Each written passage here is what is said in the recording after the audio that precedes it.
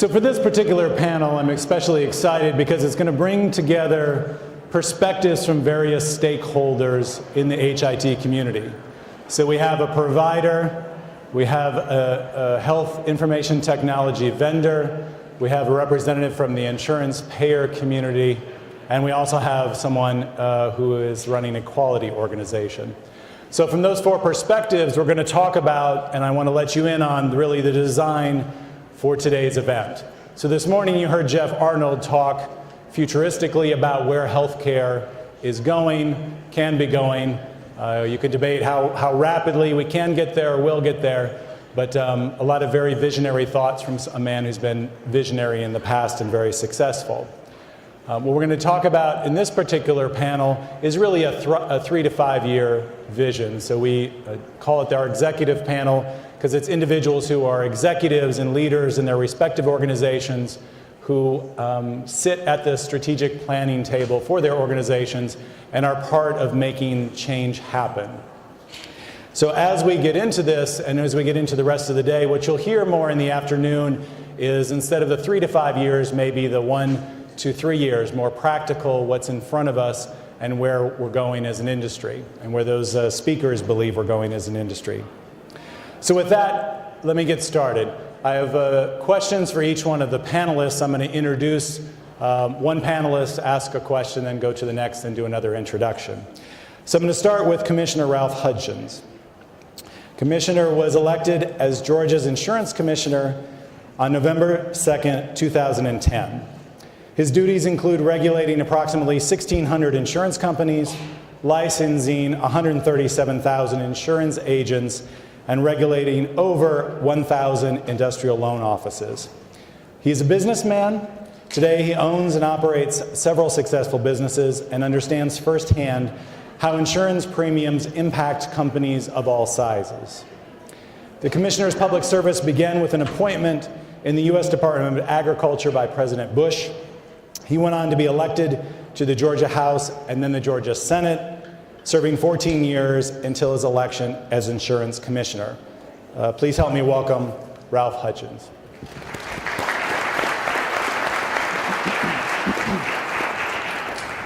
So Commissioner, give us an update on the current state of the health insurance exchange in Georgia and project what insurers and employers will do in future years under the exchange in Georgia and, if you can, across the nation.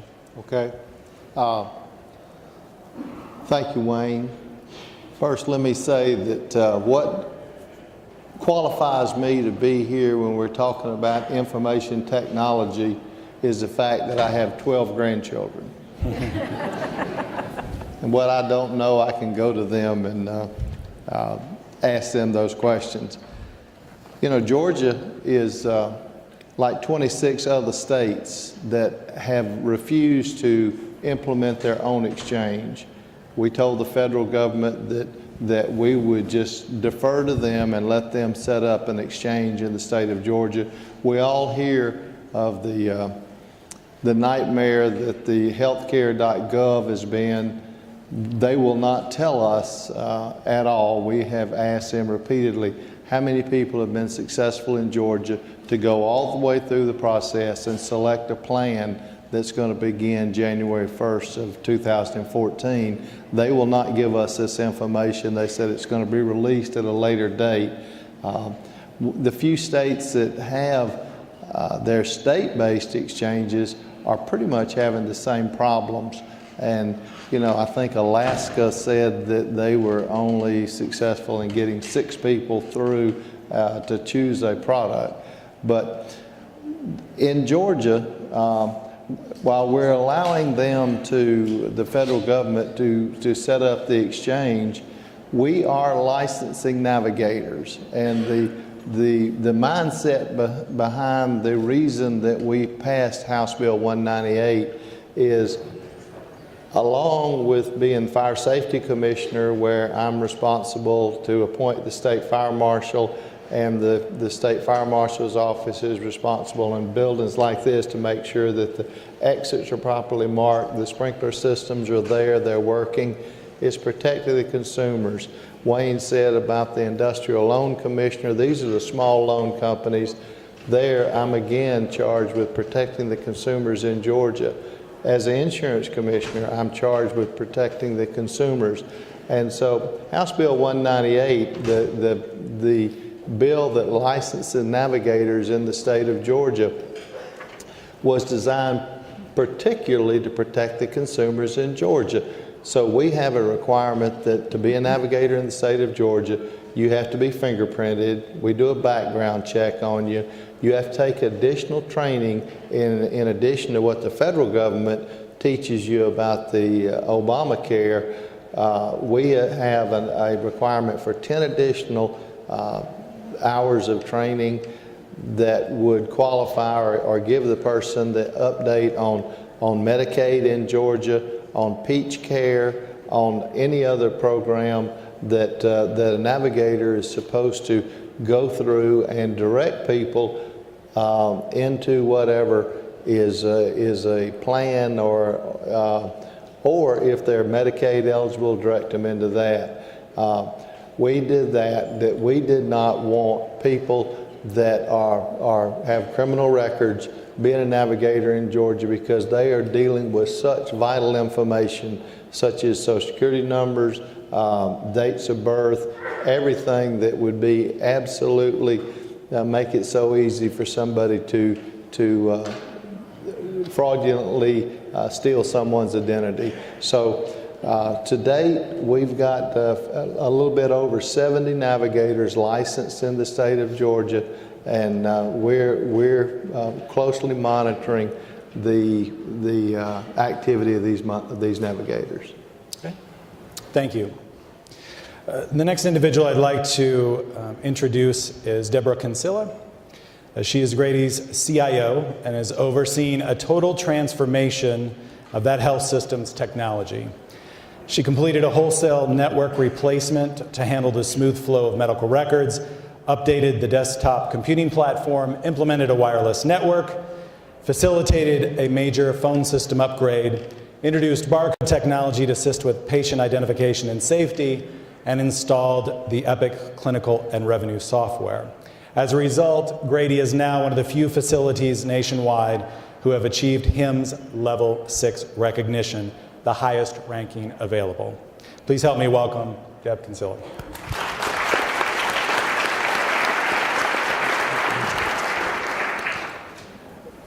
So where I'd like to start with you is the HITECH Act placed an emphasis in adoption of EHRs as part of healthcare improvement initiatives. So have you seen improvements because of the rapid adoption of EHRs, both with Grady and elsewhere?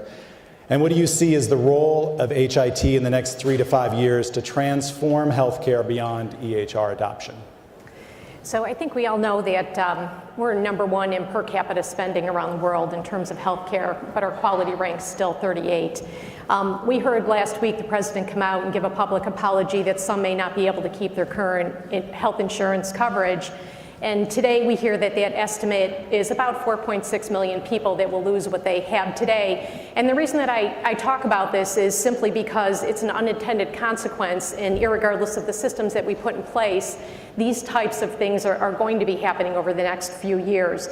These are things that folks can't predict in this highly complex and challenging environment that we're dealing with in today, which is reform.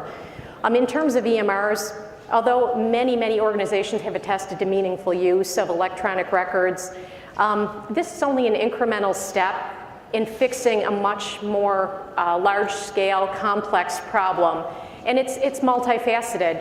So when we talk about the improvements that we've seen with EMRs, there's certain things that we can say truly EMRs have helped enable, and that's tying delivery systems together and fixing what used to be traditionally siloed data that have allowed us to focus on things and make vast improvements in terms of issues or conditions we've dealt with, like medication errors. EMRs have also helped us with compliance in terms of regulatory mandates, and read the paper, look around today, you can see that they're fast and furious, and they're really incredibly difficult to keep up with in terms of healthcare and still get your job done, focus on quality, and make sure the patient comes first. So EMRs clearly have helped us in that regard.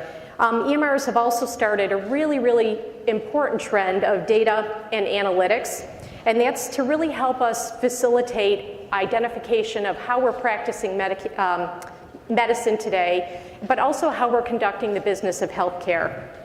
So those would be the things that I would say, EMR has clearly helped organizations with.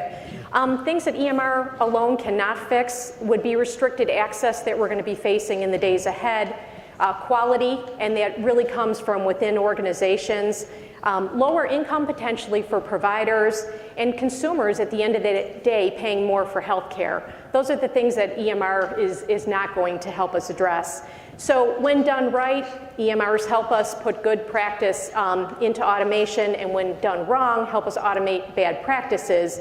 Each organization at the end of the day will have varying degrees of success with their adoption of an electronic record, purely based on the organization's culture and complexity.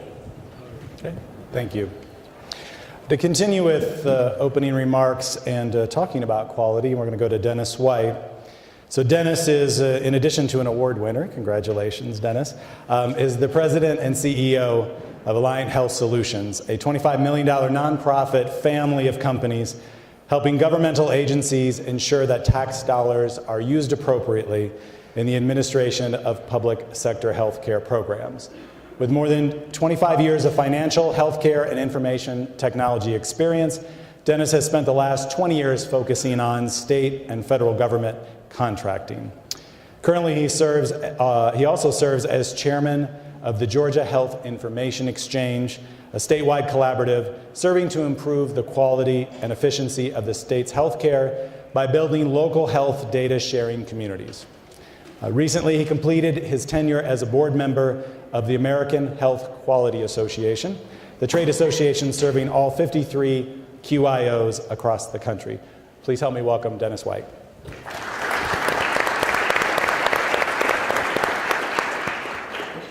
So Dennis, as the nation shifts the focus from healthcare reimbursement under a fee-for-service model and moves toward one of quality and outcomes, what needs to occur in the next few years for that paradigm shift to be successful? All right. I'd say continued focus on those quality and outcomes. As I was preparing for a meeting the other day with my staff, I came across a quote from Jack Welch, and it really describes our environment today. It says, "If the rate of change on the outside exceeds the rate of change on the inside, the end is near." I mean, the rate of change out there today is astronomical. Meaningful use, bundle payments, ICD-10, ACOs, insurance exchange, patient engagement, pay for performance. Pay for performance, I'll take that one.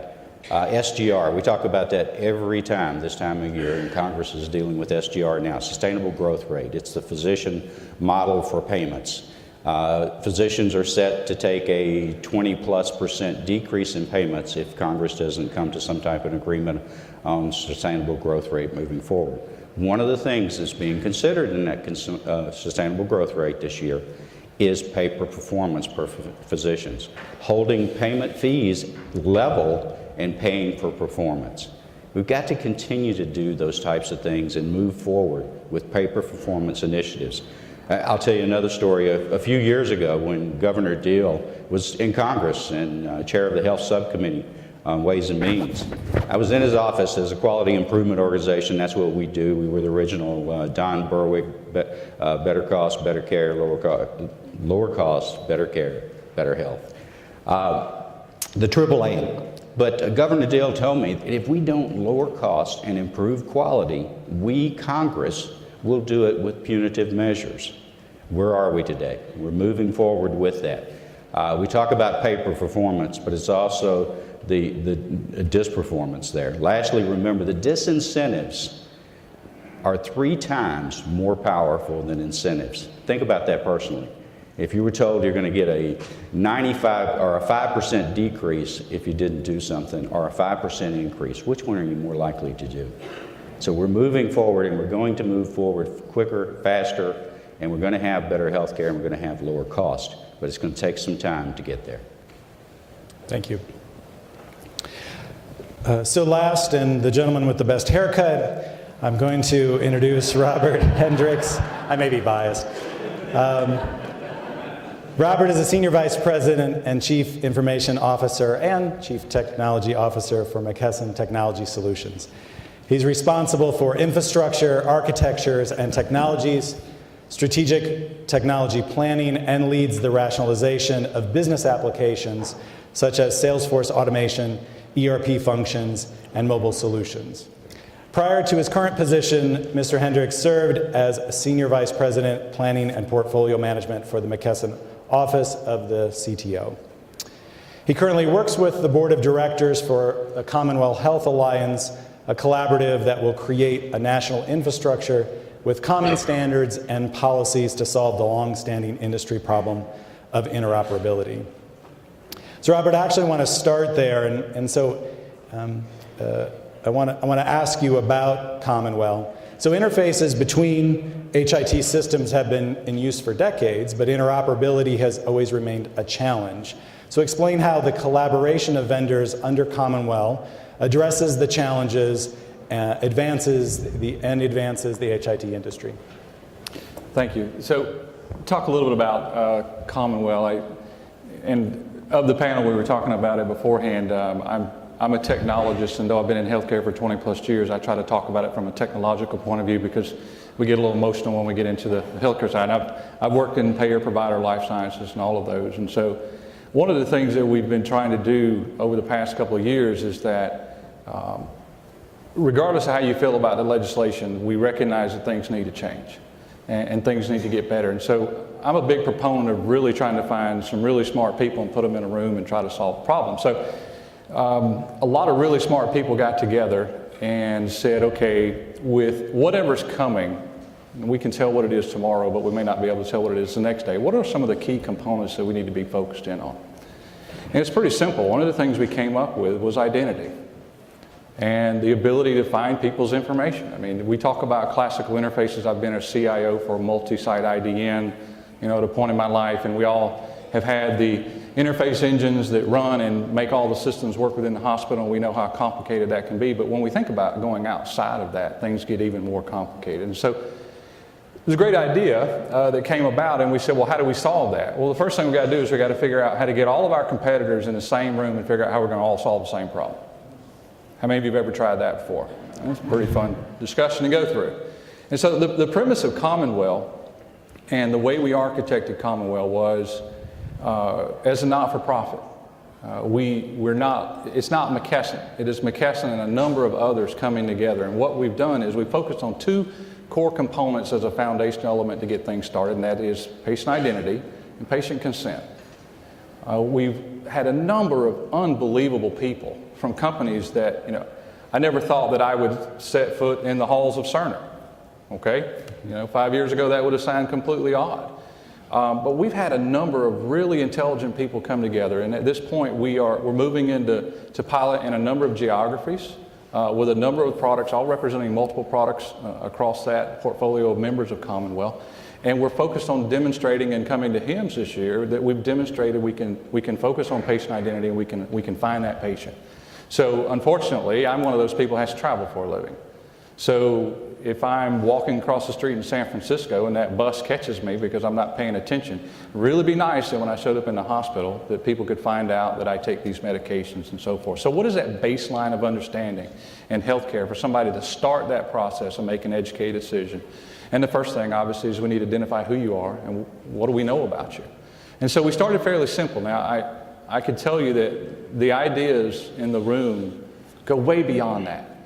And the fact that it is centered around Commonwealth, it is centered around an equal voting structure among what we would say are competitors looking at trying to solve the problems in healthcare. We started fairly simply with technology in mind, and we believe that it can change it. And one of the things that we constantly are focused on is trying to experience technology around us that's not healthcare related. I kind of made the joke last night at the reception that healthcare technology in general is considered to be 10 years behind most other technology. And the joke was, well, the iPhone's coming up on its 8th birthday, so we probably should be at the point of catching up. And I mean that kind of tongue in cheek, but there's a lot we can learn from a lot of other industries, and we need to start solving some of those basic core problems that are foundational for all of us that we're trying to face. And I think that's what Commonwealth's purpose is and what we're trying to accomplish.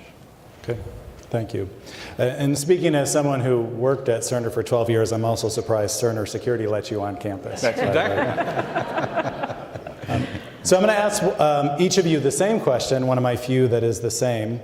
And it is for each, and we'll just go in order here, from closest to farthest away. Which of the following do you think will have the greatest positive impact on healthcare transformation and improvement activities over the next 5 years? And you can add one of your own if you don't like my short list. So the list is the Affordable Care Act, accountable care organizations, health IT adoption, patient engagement, or meaningful use. Commissioner. You starting with me? Sure. You changed the question. I inserted the word positive, so we'll give them You we'll inserted give them the a word. pass. If you want to rephrase that, that's All right, fine. the question that I was given, which of the following will have the greatest impact? Yes, please go ahead. All right, I think without a doubt it would be the Accountable Care Act, or the Affordable Care Act. You know, I really see a lot of problems. I don't think this was a very well thought out act. It's no secret that I'm not a fan of it. I think that I think it was Senator Max Baucus, he called it a train wreck. I think that it is happening that way. I'm all for reform, but I don't think you can put all this in one big omnibus bill like it was, or like it was put, and then blackmail people to pass it. And you know, if what they were offering was such a wonderful deal, I don't think you'd have to fine people for not signing up. I think you would. People would voluntarily sign up if it was what it was supposed to be. I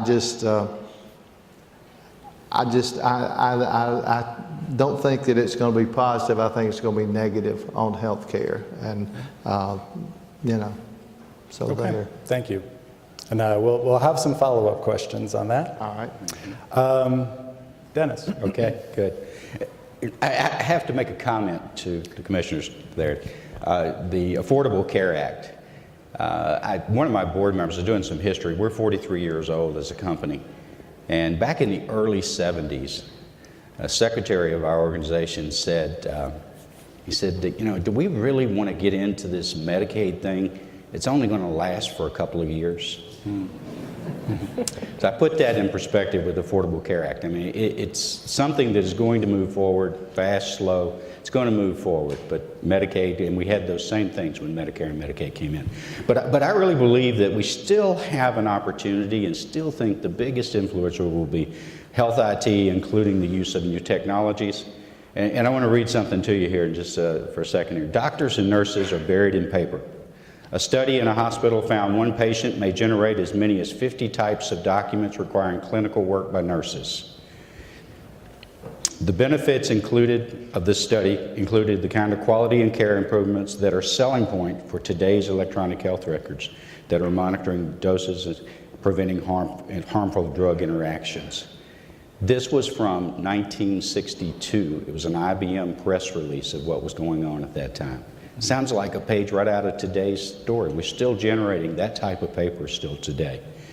I can tell you an example just recently, and I've used this many times, and you know, get out and experience the healthcare system today. But we've still got a ways to go in health information technology, and I think it'll be a big indicator of how well we do in moving forward.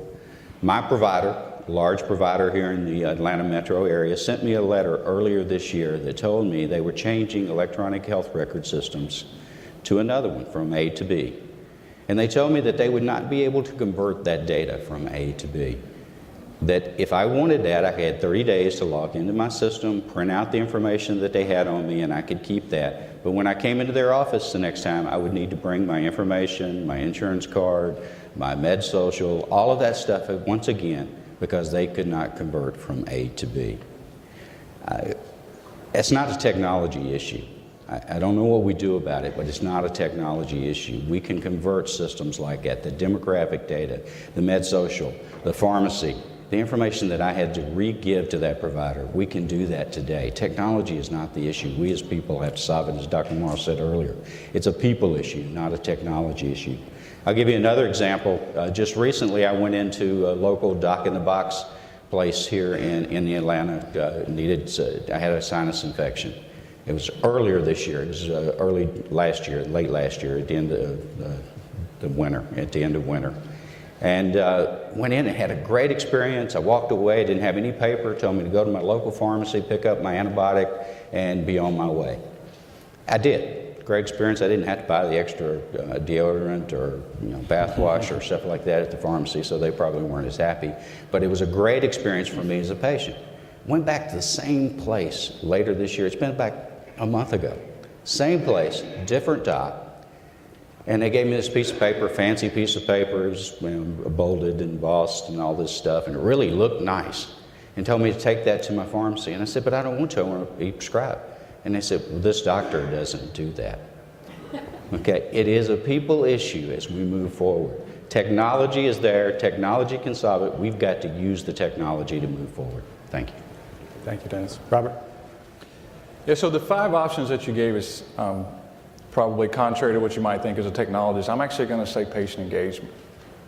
And I'm just absolutely, when I look at things that are happening around us, so we can talk about legislation, we can talk about HIEs, we can talk about exchanges, we can talk about technologies, we can talk about new modalities that are going to slice you 57 million ways.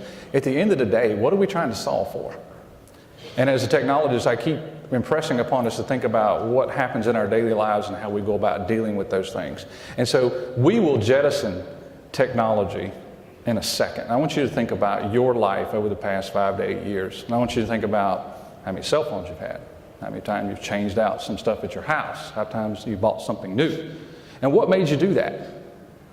And so I want you to think about healthcare and some of the challenges that we're facing. I mean, just in the lobby out here is an unbelievable example. I mean, there's a 10-year-old out there who's helped develop a mobile app on childhood obesity.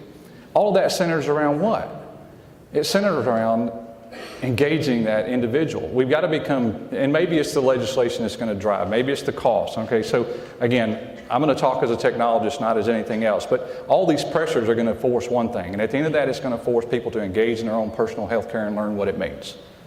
You're going to learn about the impacts of things. Now, we've got to figure out how to make that competitive, in my opinion. So if you think of the next generation that's coming up, the reason they're out there right now is they're competing for something. If you think about, I don't know, you think about Xbox, they're competing for something.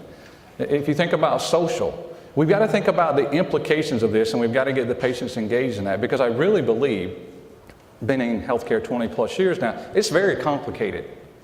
And it's either complicated because the government makes that way, or because we make it that way, or because doctor, you make it that way, I don't know. But at the end of the day, once we get people engaged in it, and maybe these things all are coming together to force patients to become engaged in their outcomes, but at the end of the day, we got to think about what's really going to change this. And whether it's an HIE today that's on a national scale, whether it's us sharing identity information and knowing anything about each other, we've got to get people engaged. And we have to think, so the engagement piece is critical. And as I look at these other lists of things here, I'd also say that something that the healthcare industry has traditionally not shown, and hopefully it is emerging to reach a point of maturity to be able to do that, even with all the regulations around it, and that's agility.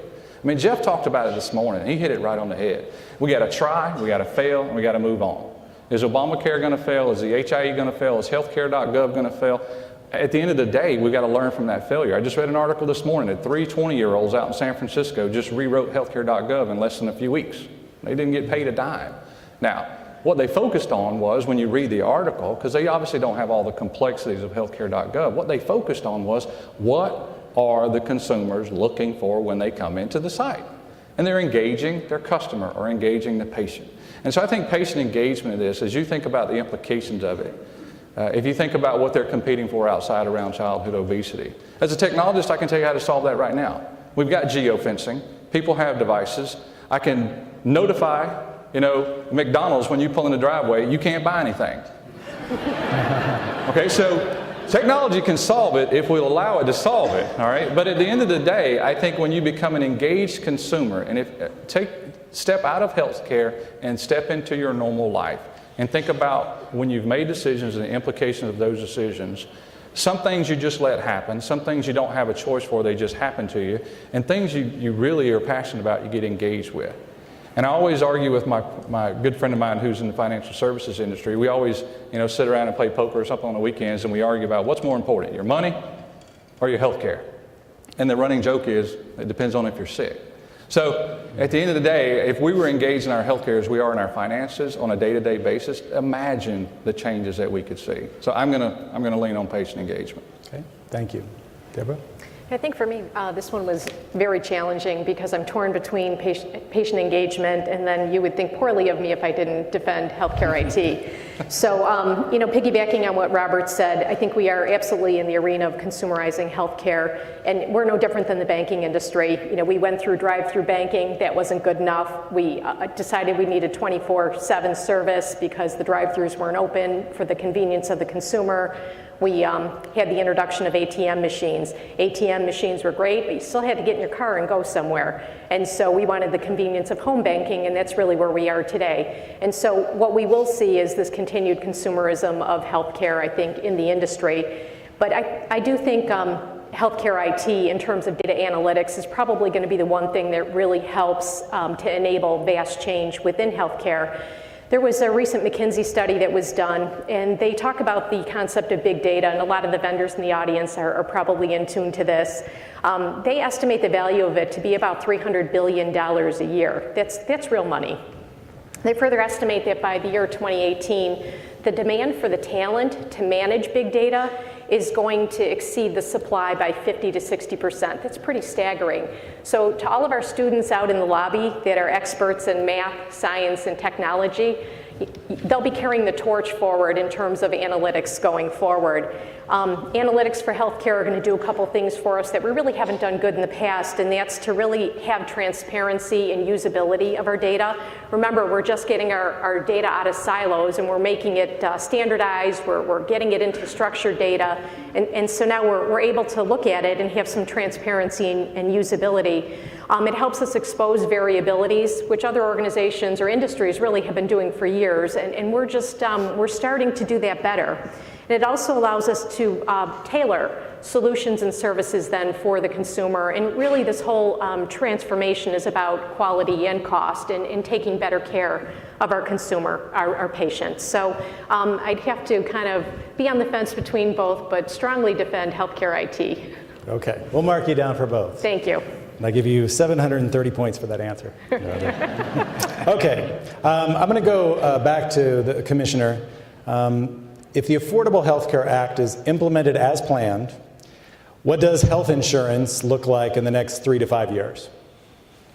If it's if it's implemented as planned, the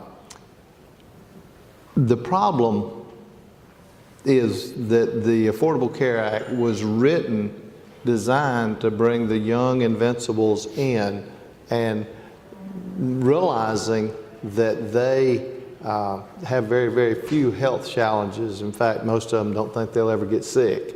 But if they're in the system paying their premiums and paying for health care, then the older generation that is the most expensive health care their care would be more or less subsidized on the backs of the young. But the young are not signing up. Now, like I told you, HHS will not give us any information on who's signing up on the exchanges. But if the young don't sign up, then this is going to be a very, very losing proposition. The premiums are going up. Georgia was designated by HHS as an adequate price review state. We have the expertise to be able to approve or disapprove rates. When we have 5 different companies, well, actually we had 7 companies that submitted products to be on the exchange. The last day, 2 companies came in and said, we don't want to play in the exchange. We'll just sit on the sideline and maybe look at it for a year and maybe sign up. but the 5 that are signing up, Blue Cross Blue Shield, is completely all over the state, all 159 counties. Humana is in most. They're not in Southwest Georgia. Alliant Healthcare is just up in Northwest Georgia. They're based out of Dalton or Rome, somewhere up in Northwest Georgia, and that's all they're covering. Peach State is just covering the metropolitan area, and then Kaiser is covering Atlanta and Athens, where they have facilities to treat people. They submitted their rates to us for the products they wanted to issue on the exchange. I was very, very concerned that they really were very expensive products, and so I called outside actuaries and submitted these to the outside actuaries. The outside actuaries came back and they say that the rates they were asking were accurate. They were appropriate and not excessive. They either deal them as being appropriate or being excessive, and they say all the rates were appropriate. But what we can expect, the young folks say, well, I've got a 25-year-old male could see increases in their premiums ranging from 85 to 198%. A 45-year-old male could see increases anywhere from 40 to 125%. And a 64-year-old male could see rate increases anywhere from 18 to 48%. Now, there's only 3 age bands in the Affordable Care Act, and whereas currently in health insurance, I asked my director of insurance product review, and he said you can have a variation as much in currently of 7 to 1. The elderly are charged 7 times more than the young invincible person, and primarily male. In the Affordable Care Act now, there can be no differentiation between male and female. All pre-existing conditions have to be covered, and there can only be as much as a 3 to 1 ratio between the most expensive products for the elderly primarily as the young folks. And so what this is causing is this tremendous spike in insurance rates for the younger generation, the ones that the whole Affordable Care Act is predicated on their involvement. But if they choose not to sign up, then today, this first year, they have a $95 penalty. Well, young folks don't think they're ever going to get sick. They would much rather pay $95 than these high rates. And if they make more than 400% of the federal poverty level, which for an individual is around $49,000, if they make more than that, then there's no subsidies available to them at all. And so they pay the full ride. And so, they're just going to choose to pay the penalty. Okay. Thank you. So Dennis, I wanted to jump back to you. Specific quality measures have been mandated for many years. What improvements have been linked to this focus on quality and data? What additional measures should be an area of focus under healthcare reform, or are an area of focus, which would assist in healthcare quality improvement? Okay. And you're correct in that measures have been around for some time. Hospitals first dealt with these measures. You kind of started the system with hospitals and quality improvement. And you may remember surgical site infections back in the early 2000s. We started working on those. Today, you can go to Hospital Compare and choose your hospital based on the rates that hospitals have for surgical site infections. You can get a hospital that has a very low rate in surgical site infections. So we're making a difference with these measures. Other measures that have come along, readmissions, you've heard that one so much in the news here lately, but we're making a difference there too in the last 2 years. Hospitals, once again, have been hit with readmission penalties. Readmission penalties 2 years ago, more than half the hospitals were hit with those, up to 2% of their Medicare reimbursements because of multiple readmissions, a patient being readmitted to the hospital within a 30-day time window of being discharged.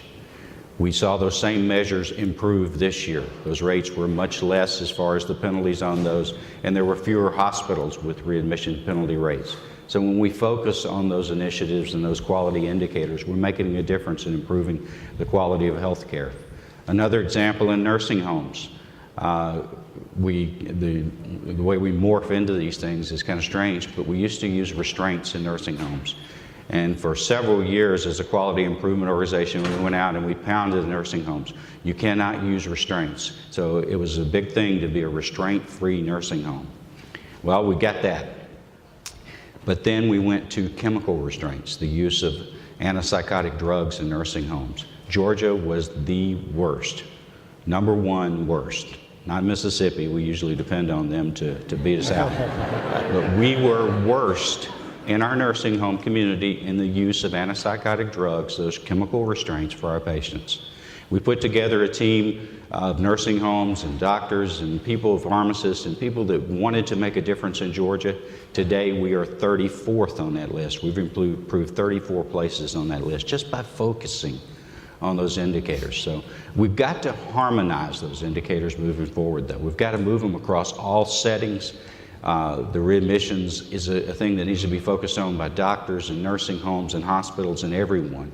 And you'll see those penalties or those incentives moving forward to harmonize those different rates. Some other things that we might look at, end-of-life care measures, advanced directives, and making sure that those are properly documented is a great way to improve our quality of care and lower our costs in our system as well, but to make sure that patient gets the care that they want and need at end of life. ESRD measures, end-stage renal disease measures, and dialysis, looking at those clinical measures to try to keep a patient from getting to dialysis. Just continuing those types of measures, I think, as we move forward. Okay. Thanks. I'm going to ask Robert and Deborah the same basic question. So in the next 5 years, what one technology trend, or if you'd like, you could have a couple, will be most impactful in rapidly and positively affecting healthcare outcomes and quality, and ultimately improving the nation's health?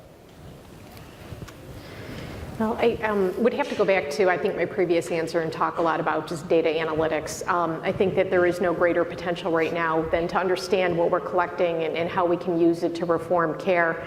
I have two favorite authors, and probably everybody has heard of Michael Porter and Clay Christensen from Harvard, and they talk a lot about disruptive technology, and really, isn't that what we need to do in healthcare, just to really create major change instead of incremental fixes by installing solutions, small solutions that take us one step at a time.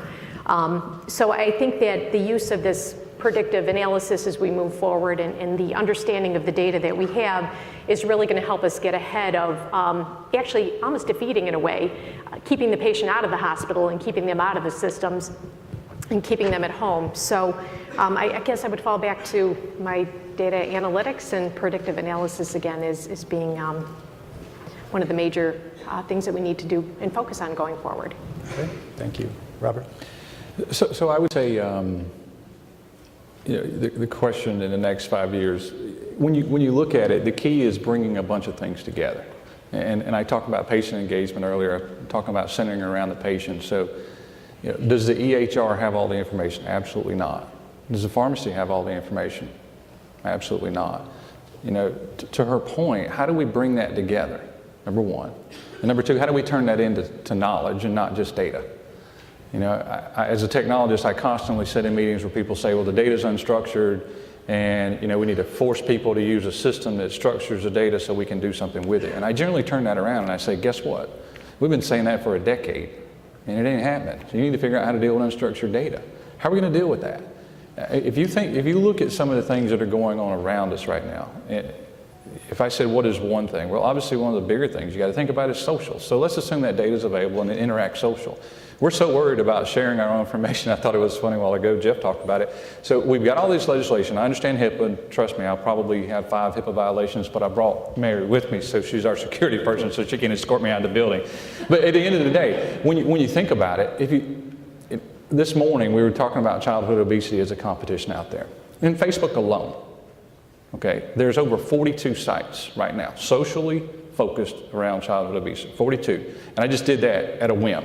Okay, let's apply that to breast cancer. There are hundreds Okay, so the things that, I find it so ironic that some of the things that we're trying to figure out how to fight with and bring together and analyze, and we're trying to protect the patient, in a lot of cases, the patient is yielding that protection because they're starving for information. They are starving for information. So when we think about what we've put in place to protect ourselves and our identities and our histories, and granted, we all need that. I'm not disagreeing with that. But when you go out into the real world and look at how people are using a mobile device today, and you say, well, we can't say anything because I've been diagnosed with cancer. That's not something we need to talk about. First place I'm going is I'm going out there to the world and saying, I've got this. What is it? What does it mean? Who out there is experiencing it? So I think at some point the impact of social, the impact of focusing around the patient, the harvesting of data and turning it into real information is really going to be a game changer for us. And I think what we have started, whether we like how we got here or not, what we started in the past few years has really sent a jolt through the healthcare system in general. And I've worked in hospitals, I've done grand rounds, I've done it all, so I know there's a lot of difficulty in what we're trying to accomplish, but at the end of the day, the outcome's going to be something different. And like we talked about earlier, when we talked about whether it was accountable care organizations, whether it was an HIE, whether it was the Affordable Care Act, which one of those is going to be the biggest impact? I think they're just all agile iterations of something that's going to be coming in the future. And I think technology is going to play a core component of that. Whether we talk about the technology or we just talk about the effects that it has on things, we need to apply our daily lives to it and think about the changes that are going to take place. I just add to what Robert said, and I think that technology, and I've dedicated my career to it, is a great enabler. But I also have a fear that with the pace of change that we're going through right now, folks forget the human interaction. And with the pace of change, it's especially important that we remember to continue to huddle together and communicate and talk, because we may miss an email or a text message or a critical result. There may be something that technology provides us that because we're human, we miss. So let us never forget the need for that human interaction and the need to continue to have our caregivers and us as leaders, huddle and discuss to make sure we're doing things the right way. I'm going to, in a few more minutes, I'm going to ask one follow-up question, but then we'll go to the mics in order to get some audience participation and questions. So if you'd like to line up, we'll be there in a minute. Can I ask a Oh, please. My question to this panel is, do you feel that it's the government's responsibility to mandate electronic medical records that are the same for everybody? There's one database, and I know my brother-in-law is an emergency room physician at Gwinnett Medical Center, and he says the problem that he faces is they bring a patient in and maybe they're conscious, maybe they're not conscious, but he doesn't have any access to what their situation is. He just kind of has to diagnose it on the fly and do the corrective procedures. Do you think it's the government's responsibility to mandate that we have this standardized electronic medical records? If I can take a Sure. stab at that, I think we've seen around the world government intervention in managing healthcare records, and we've seen some succeed, and we've seen many fail, as in the case of England. So probably what's important at the end of the day is really the information, not the tool that's being used to share the information. So if we can reach the point, and gosh, healthcare's been struggling with exchanges for quite some time, whether we call them RIOs or we call them exchanges or whatever we call them. We've been struggling with just that pure sharing of information, but now as we get to the point of having our electronic records and we begin to structure data, we have a better opportunity to be able to provide the clinicians the data that they need without mandating a standardized system across the country. So I was born in Buena Vista, Georgia, and grew up on a farm. So anytime you start a sentence that says the government mandate, I probably have a little reaction to it. But as a technologist, I think mathematically the numbers, regardless if the government's mandating something or not, mathematically the numbers of the aging population, the lack of coverage in the sense of having knowledgeable workers, I don't mean that like an insurance scenario, the numbers just don't work. And whether that's the government putting out a mandate or whether that's, an event like this, which I've already challenged the chair next year to make this a national event personally, just so you all know. I think that the numbers don't bear out. Something has to change. So whether that's the government mandate or whether that's great people getting in a room trying to solve a problem, I think mathematically when we look ahead, it's unsustainable. And so that's the change, I guess, in my mind as a technologist when I look at something is how can technology begin to help a numbers issue regardless of how we got there. So sorry I deflected your question, didn't answer it, but I'm not running for office though. So. I was wondering if you were Dennis, want to jump in? Yeah, just a quick comment, and I would be the same way. I don't traditionally like government mandates, but the government pays for more than half of health care. Yeah. So they are the true customer here. So I think they have some skin in the game to get what they want and need, and we need the data to improve health care. It's going to happen, just like electronic banking. I mean, it's just going to happen over time, regardless. I wanted to ask one follow-up question around analytics to especially Robert, but to both of you. And that is, on one hand, you've got Commonwealth that's trying to better structure and exchange data and codify it. And on the other end, you likely know through Jeopardy fame, the IBM Watson, which is heavy processing for unstructured data. And then there's going to be other visualization tools and other cool technologies in between. So what are your thoughts on the analytics, since we've been trying to exchange and get data in a more standardized fashion for some time? Do you think we're making enough progress now in that area that that's going to catch up faster or be more impactful than on the other end, what I would consider the other end of the spectrum, which is very smart computers and doing work with unstructured data? Any thoughts on that? Uh-oh. I'm just being a gentleman. I'll let you answer first.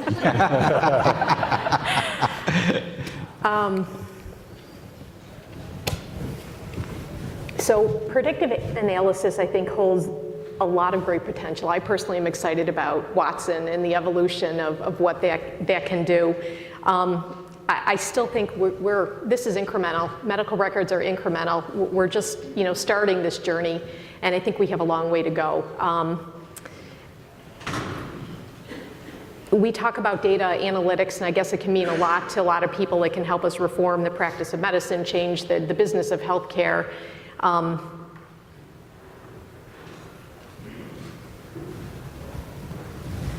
That's good enough. I think that's good enough. I mean, I know that this is where we're going in the future, and this is really what we need to pay attention to. Okay. And it again is an enabler for reform. So I will. So Commonwealth's initial focus was on identity, because the key to anything is knowing what is the center of the problem you're trying to solve for. So let's assume the patient is the center, and let's assume that we can identify the patient. I think once we do that, we could probably remove a lot of information, not necessarily just analytics, but information can solve a lot of those challenges. I mean, we've all witnessed, if you haven't, it's actually amazing to see a demonstration where the IBM Watson is actually doing a differential diagnosis with a physician. The physician still overrides it, still says, I agree with that criteria, which is driving an 87% probability, but I'm going to remove that when it changes the probabilities. We heard a physician this morning on the video. I mean, the amount of information they are forced to try to consume to keep up is impossible. Now, I want you to think about the last time you were walking down the street with your iPhone or your Android, and maybe you're using Google, or maybe you've bought into that. Your identity is who you are in Google. And I don't know if you've noticed it lately. If you log into it, it follows you around, tells you stuff. Left the airport, told me, said traffic's there, you're going to need to go the way. Think about that and apply it to what it might mean to your health. And I would say that the key to that, and the key to the Google structure right now, and it could be Google or whether it's iTunes, is focused around your identity. So once I know who you are, I watch you and I have patterns and I know information about you, I can help you. And I think that's what technology has the ability to do, is it has to improve those things because, and I read some study and I read a lot, and unfortunately if you call me I'll probably have to do a Google search to footnote it, but the ability for some of the computations now is pretty close to exceeding the human brain, and that's amazing to me when we think about the amount of things we need to absorb in a given day.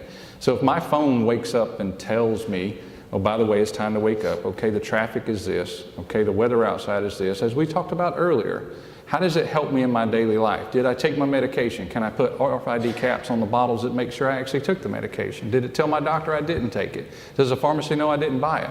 All those things got to come together, and when they come together, you're going to be amazed at the outcome of it. Now, the question is, are we prepared to bring our healthcare, which is a very personal thing, together with technology. And I think that's going to be the challenge longer term. We've crossed that chasm and that hurdle with our financials because we've moved to the point where we see the benefit in that. Everybody's seeing, you know, your card and your magnetic strip is short-lived, and we all know that. It's all going to a mobile device at some point.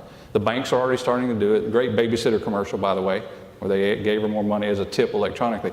Imagine that and just think where things are going. And I think that's what we have to think about from an information perspective, is when you think about all those things that are going on in your life today around you, if I could identify you and I could get access to that information where it's at, regardless if it's structured or not, imagine what we could do.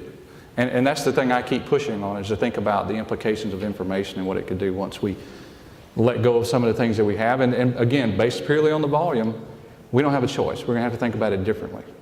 Okay.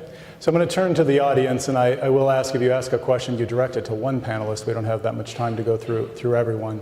There's mics that I need to point out in the approximate center of the room on the side aisles. So if anyone would like to ask a question. It's a shy group. Please go to the mic, because we are recording. So we'd like you to ask your question into the mic.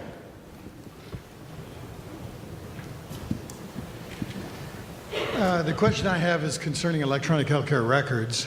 To my knowledge, most electronic healthcare records are documenting the physician's encounter, and pretty much just the encounter. It's more episodic than anything. I don't know if there's many places on many EHRs to actually document the outcome, which would be mostly found in things like registries. So how are we going to get to the point that we farm data from electronic healthcare records when they don't have outcome information, generally?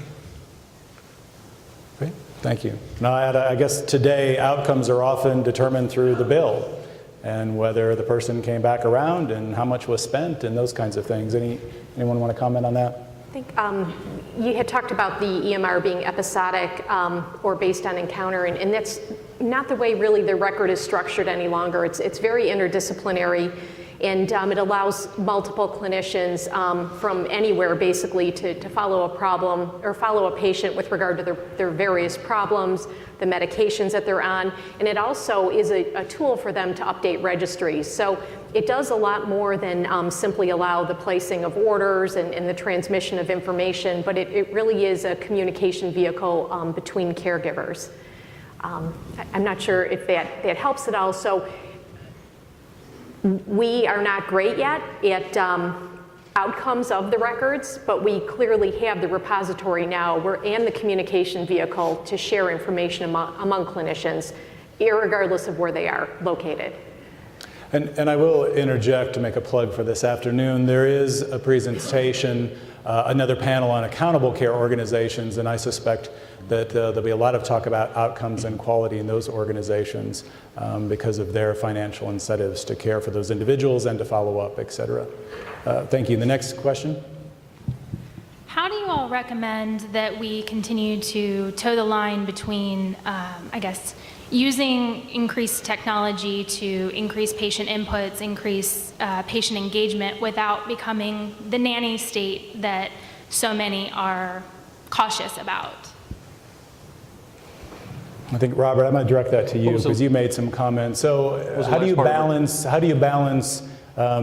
having the data, leveraging the data, especially around knowing who that individual is and everything that they do, versus having a nanny state and having organizations see all of that data, including your health data? That sounds like a government question to me.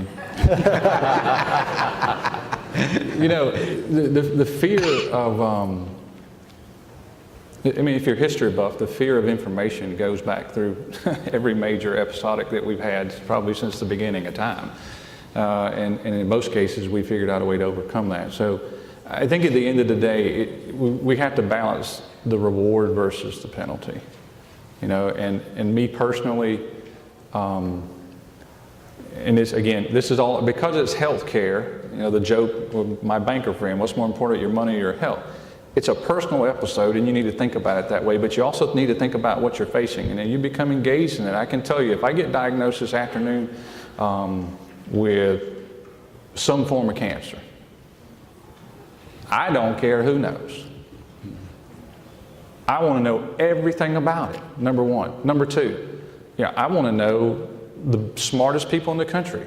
The prior question about outcomes, how is that tracked? How do we know that? Where do we see that? I mean, I had an aunt who's been diagnosed with cancer. She struggled with it for years. Off again, on again, off again, on again. And she said something to me, and she's 70. Her birthday was earlier this week. She turned 72. She told me something, because I'm a technology guy, right? She goes, how is it that I can find out so much information about buying a car, but I can't find out anything about how to solve this problem I have? And again, if you think outside of healthcare, we got to put things into perspective.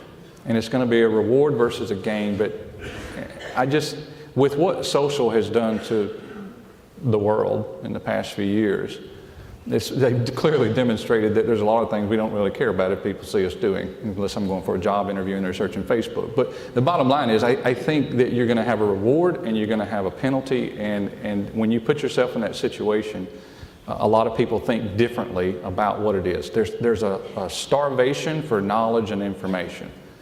And we've got a lot of, and there's no comparative. So there's no comparative in saying, well, this information is good or this information is bad. There's no consumer reports on this information or that information. There's no NADA guide that tells me that the wholesale value is this and these accessories are that. That doesn't exist. So if you were to just apply car buying to healthcare as an example, which I know I'm stretching it here, but the bottom line is think about what implications that could have on the system. And so again, I'm not a futurist, I'm just a technologist, but I keep pressing and saying we got to keep questioning this. And I recognize, as Jeff said this morning, we got to be prepared to fail. We got to be prepared to start something and fail. And I recognize I've been in healthcare for many years. I don't mean wood scalpel in hand on the patient. I got that. But I mean, when we talk about information, because at the end of the day, and Jim, I know he's down here, at the end of the day, he may have a medical record in his hand, but what's he doing mostly when something happens and he doesn't have that information? Or even if he does, he's still going back to engaging with the patient. What are you doing? What are you feeling? What's changed? Da-da-da-da. Okay, so, and that information, I'm sure he loves dealing with people who bring in Google printouts too. He's trying to corral that information and engage that consumer. And I just think at some point we'll get there, because I don't think we have a choice. Okay. We're essentially out of time, but I'm going to try to get to these two questions, and I'll just ask when the panelists answer, whoever answers it, keep it very brief. Can I weigh in on that last subject? Sure. And I don't want to delay it, but there's only 3 factors that they can rate plans. And one is your age, which you don't have any control over. You're the age you are. The other is where you live, the geographical area of the state of Georgia. That depends on how many providers there are for the services. And the third factor is whether or not you smoke. And if you smoke, your insurance is going to cost you more. And I think this is very legitimate. I think that they ought to allow that. I think that if you're obese, and I'm talking to myself, if you're overweight, your insurance ought to, because it's proven that your health care is going to cost more. If you're nice and trim like Wayne, chances are he's not going to, his health care is not going to be as expensive. There is a small healthcare company up in Northwest Georgia. It's Aligned Healthcare, that when I was in the legislature, I introduced legislation that allowed them to give their clients points to be redeemed for prizes if they not just joined a health club, but if they joined it and went and kept a record of the exercise, if they lost weight, if they got their blood sugar under control. There was a whole bunch of things that they got. They were able to redeem these for prizes, and I think those are incentives. I had to change or introduce legislation to change the law and alter our Unfair Trade Practices Act in Georgia. But this has really, really been beneficial to the customers of Alliant Healthcare. They have seen their costs go down dramatically because of this incentive to get in shape. and your health, and I think this is something that we really need to take a look at. Okay, thank you. And we're going to try to do a question, but please keep it very quick. Sure. Mac Knight from the Coker Group, and it's interesting to me that there's been so much discussion this morning with regards to patient engagement through technology. And I would like to ask, what are some activities going on with regard to provider engagement through technology? As a physician provider myself, I can tell you that oftentimes the challenges that providers are facing, whether it be population health management, whether it be driving quality and cost efficiency at the bedside level, the technologies oftentimes don't facilitate that, but actually are seen to impede that. And probably the biggest example I can give, Quickly. obviously, is the EMR, but the health information exchange also seems to be a promise yet to be fulfilled. So just what's going on with regard to Dennis, you provider want to engagement through thank you. technology? Dennis, you want to make comment on, it's touched on HIE, does that engage the providers? It does, and many providers, our medical association in Georgia has done a paper just recently stating the pros and cons of electronic health records. Many physicians, Dr. Morrow being one of them I know, has shown great gains in using electronic health record and says that it has improved quality and lowered cost. I think we've got to get over that hurdle, and it's change initially. It's difficult for all of us, especially when it's personal. It is difficult, but it's change, and it's needed change.